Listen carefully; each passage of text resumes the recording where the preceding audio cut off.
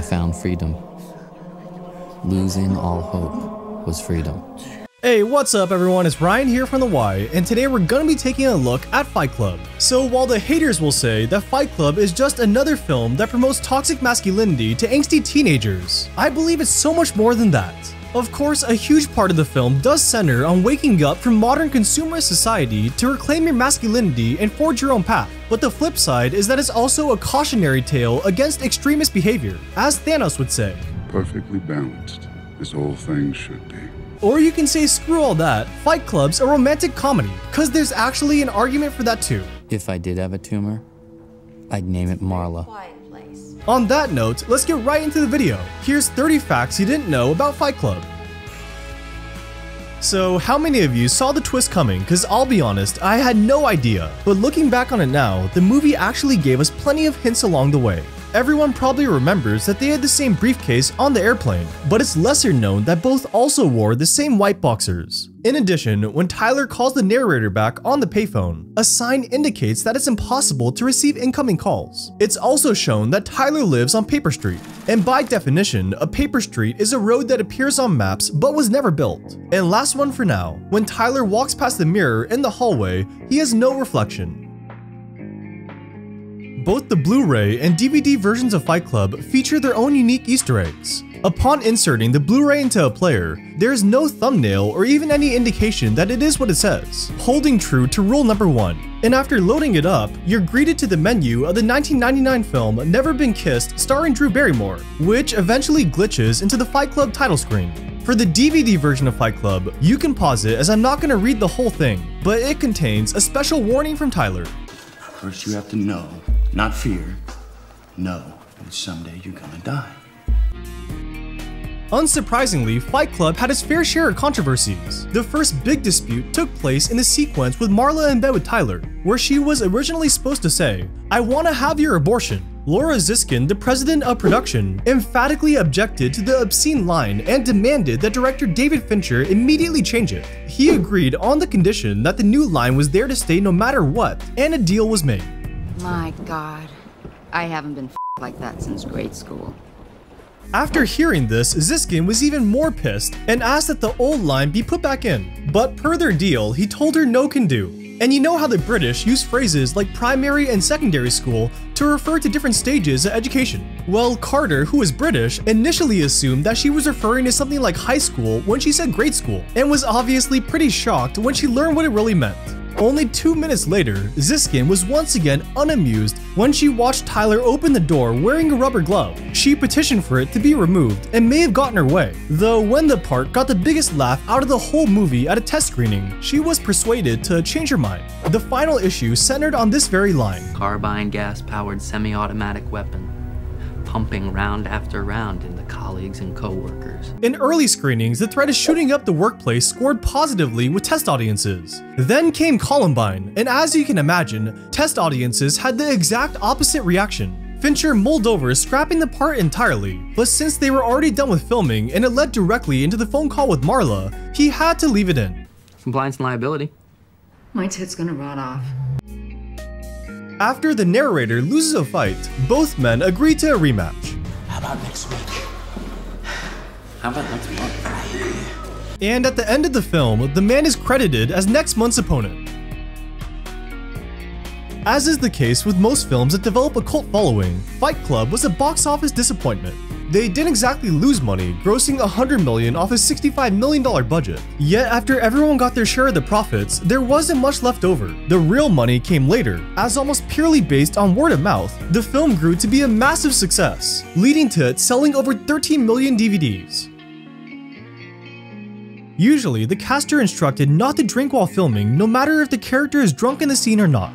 Although, there's no rule against drinking while on extended shooting breaks. So, allegedly, one night Brad Pitt and Edward Norton decided to get a bit tipsy and hit some golf balls straight into the side of a catering truck just off set. Who the hell knows why they did it, though David Fincher was sure glad they decided to, as he turned his camera, captured the very Fight Club-esque moment between the two, and the rest is history. To prepare for their roles in Fight Club, Brad Pitt and Edward Norton took up a slew of new activities, which included boxing, taekwondo, and grappling. And the pair even learned how to make actual soap. On Pitt's end, he took things a step further by having the dentist chip his tooth to achieve a more rugged look. Now a question of etiquette. As I pass, do I give you the ass or the crutch? When Tyler makes this remark, All been raised on television to believe that one day we'd all be millionaires and movie gods and rock stars. you can see that he's looking directly at Jared Leto, the lead singer of 30 Seconds to Mars. What makes this even better is that the band had only recently formed the year prior, and he was still relatively new to acting. I mean, what are the odds that he'd be staring at one of the only people to become an actor and a rock star at the highest level? And you're too blonde! Chuck Palahniuk, the author of the book which the movie is based on, detailed how he weirdly enough got the idea for the novel from a camping trip he went on. On his vacation, Palahniuk found himself in a scenario we can probably all understand, just trying to get some sleep when the people next to you want to party all night long. One night he confronted them, and as he explained, they literally beat the crap out of me. But that wasn't the worst of it. Palahniuk said when he went back to work on Monday all bruised up, people didn't ask me what had happened. I think they were afraid of the answer. I realized that if you look bad enough, people would not want to know what you did in your spare time. They don't want to know the bad things about you. And that, he said, was the inspiration behind Fight Club. I showed this already to my man here. You liked it, didn't you? For the absurdly loud sex scenes, Brad Pitt and Helena Bonham Carter spent 3 days just recording orgasmic sounds. For this reason, among a multitude of others, he requested that his parents not watch the film. They went ahead and saw it anyways, but only made it to the chemical burn sequence before they tapped out, which means they at least made it far enough to hear the sex noises that he worked so hard on. At the diner, the narrator says the following to Marla. Please, 15 seconds, don't open your mouth or move. 15 seconds later, a bell signals that his time is up. Marla, your life is in danger. Due to the controversial nature of Fight Club, the movie attracted its fair share of critics, some calling it a film without a single redeeming quality, while others found it irresponsible and appalling. One of the film's biggest detractors was none other than Rosie O'Donnell, who went on her show the Friday it came out and told her entire audience not to watch it, which by itself isn't terrible, but it didn't stop there, as she went on to spoil the ending just because she was so bothered by the film. I gotta say, whatever your feelings are on Trump, maybe he was onto something with Rosie. We're all a little chubby, but Rosie's just worse than most of us. But it's not the chubbiness. Before filming this legendary scene, I want you to do me a favor. Yeah, sure. I want you to hit me as hard as you can. David Fincher pulled Edward Norton aside and told him he really needed to connect with Pitt, and to do that, he said he needed to hit him for real. In response, Edwards explained, "I didn't know what to do and I hit him in the ear." Mother. I think at this point, most people are aware of the 4 frames containing Tyler Durden that briefly flash on the screen in the early parts of the film. What you may not know is that Fincher also wanted to do the same thing right in the middle of the 20th Century Fox logo. However, he couldn't get the idea past the legal department. He acquiesced, only to come back with a second request, this time to put a frame during the Regency Enterprises logo, which the president himself declined. And last but not least, Tyler makes one more appearance before the narrator officially meets him. He's a waiter on the TV in the hotel room. So I hate to break it to you, but you can't actually make a bomb with Tyler Durden's recipe in the film. Did you know if you mixed equal parts of gasoline and frozen orange juice concentrate, you can make napalm? I say in the film because this isn't exactly true for the novel, which gives a pretty detailed explanation for how to make an explosive. Originally, the filmmakers were going to follow along with the book and give an actual recipe, but in the interest of public safety, decided against it. So instead, today I'm going to teach all of you how to make the Fight Club bomb. Just kidding. Or am I? Maybe don't demonetize me, YouTube. Just kidding though.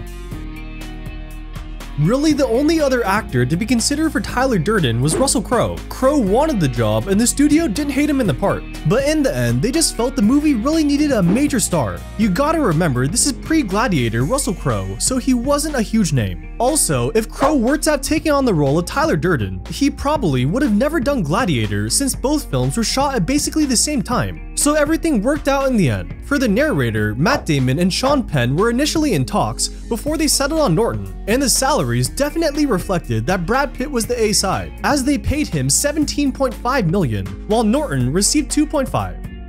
Things you own end up owning you.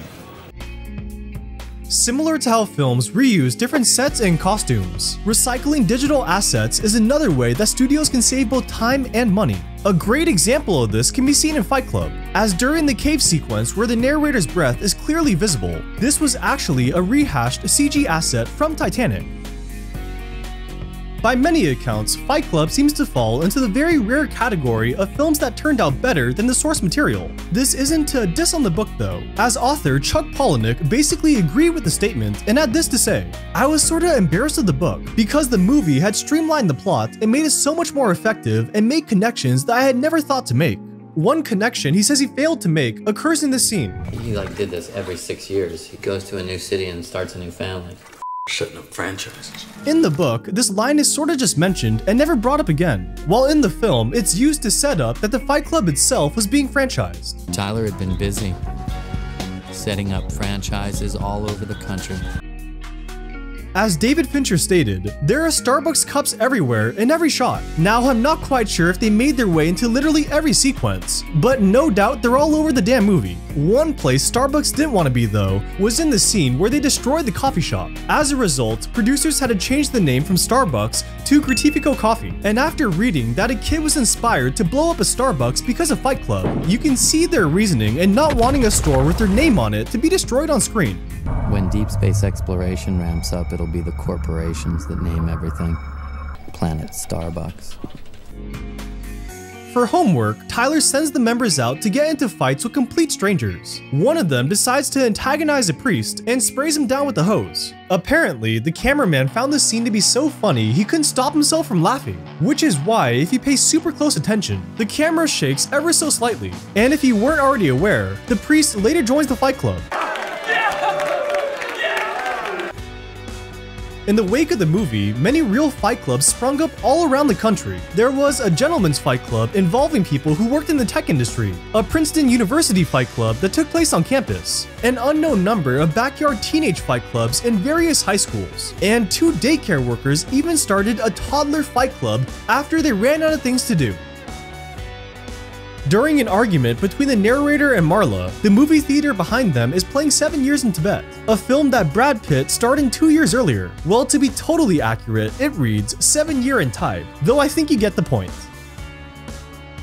Rule number 6, no shirts, no shoes. But where there's rules, there's exceptions, with the one exception in this case being Bob or Meatloaf. And while the in-universe explanation for this lines up nicely, Bob had bitch tits. The real reason he couldn't take it off was because his fat suit, which was filled with birdseed and weighed over 100 pounds, had to be kept hidden.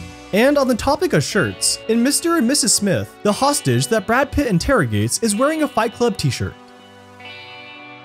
In the film, we learn that the narrator works as an automobile recall specialist, a decidedly grim job that puts a numerical value on human life and determines whether it's cost-effective to do a major recall. The scary thing about this is that the job exists in real life, and it's likely something that automakers have been doing for decades. The most well-known example concerns GM and a document called the Ed Ivy Memo. In it, a cost-to-benefit analysis was done, and it was found that they could save over $6 per vehicle if they didn't do a recall and instead just settled the wrongful death lawsuits. The death toll ran all the way up to 124 victims before they were forced to do a recall and pay a massive fine, which makes you hope that the industry learned their lesson, yet I'm not sold. If X is less than the cost of a recall, we don't do one. If you can believe it, there were even more clues that foreshadowed the twist. Take for instance how only Tyler pays for the bus ticket, and then when a guy pushes past the both of them, he only says "excuse me" to the narrator. Excuse me. Or how he switches between pronouns when discussing his father's advice. You can't get married. I'm a 30-year-old boy. Then you have the fact that the man who brings the car looks at the narrator and calls him Mr. Durden. Don't worry, Mr. Durden. Airport parking, long term. After you, Mr. Durden. And as you can see here, Tyler is clearly the one shown to be driving, though when they get into the accident, he crawls out of the passenger side. I'm sure there's a ton more that I'm missing, but here's the final one. When Tyler gets punched in the stomach, the narrator shares in his pain. One of the biggest themes in Fight Club centers on consumerism and its detrimental effects on the American public. A piece of symbolism that speaks to this message occurs when the pair is smashing up cars. No, I thought you did. When looking at the VW Beetle, Tyler makes a sound that I can only describe as disgust, and there's a specific reason behind this. As explained in the DVD extras, the Beetle has always been a symbol of 60s counterculture and freedom. The thing is, by the time Fight Club came out in the 90s, the youth had become the corporate bosses, and they were now trying to repackage their culture onto another generation. Everyone working on the film agreed it was exactly what the film was railing against, hence why they decided to include it.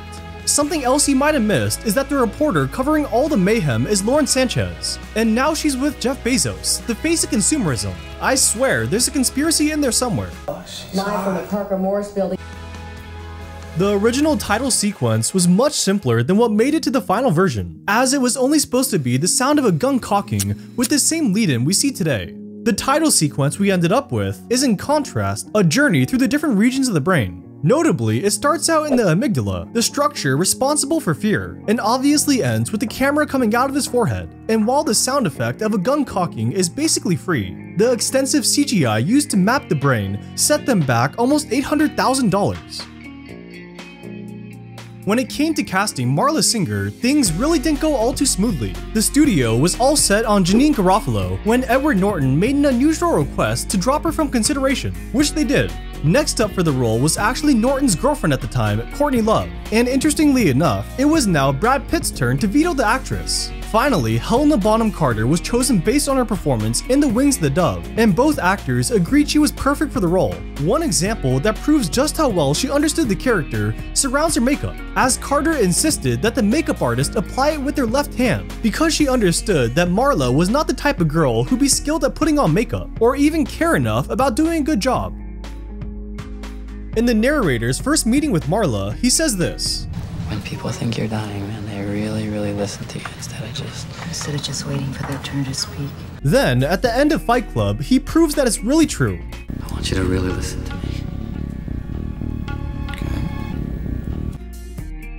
While Fight Club is overall a faithful adaptation of the novel, one of the biggest discrepancies takes place in how it ends. If you think about it, the movie ended very optimistic. The narrator is finally able to get rid of Tyler, and things with Marla seem on the up and up. The book follows along right up to the point where the narrator shoots himself. Upon doing so, he wakes up in a mental hospital and has a conversation with God about the events that just transpired. The book ends with members of Project Mayhem disguised as hospital workers approaching him and saying, "We look forward to getting you back." And funny enough, the Chinese version of Fight Club was in fact closer to the original ending laid out in the book. In their censored version, he shoots himself and a blurb comes up on the screen that reads, "Through the clue provided by Tyler, the police rapidly figured out the whole plan and arrested all criminals, successfully preventing the bomb from exploding. After the trial, Tyler was sent to the lunatic asylum, receiving psychological treatment. He was discharged from the hospital in 2012.